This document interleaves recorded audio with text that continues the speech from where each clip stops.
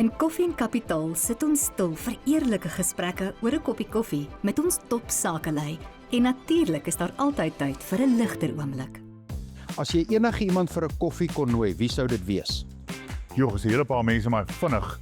Sergej Bubka, voormalige wêreldkampioen paalspringer wat ek dink 28 keer sy eie rekord verbeter het.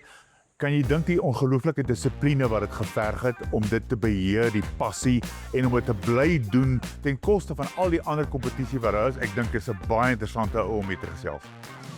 Wat is die een ding van jou wat jou kollegas sal verras?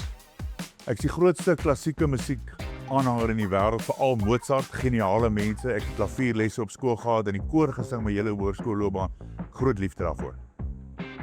Watter enkele besluit het die grootste impak op jou lewe gehad? Wie ek getrou het. Ek dink dit beïnvloed jou lewe op alle vlakke, of jy wil weet of nie, is die ma van jou kinders en ek sê dankie Here daarvoor en dis hoekom my kinders goeie maniere het. Watter mite oor leierskap sou jy graag wil hê dat mense moet ophou in glo?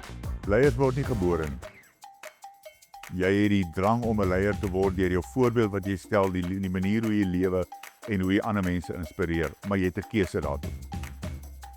Wat doen jy om jou kop skoon te kry?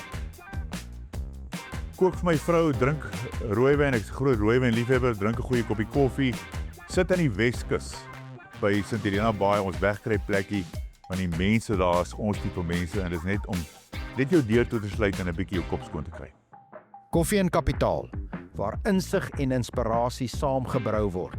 Geborg deur Capitec.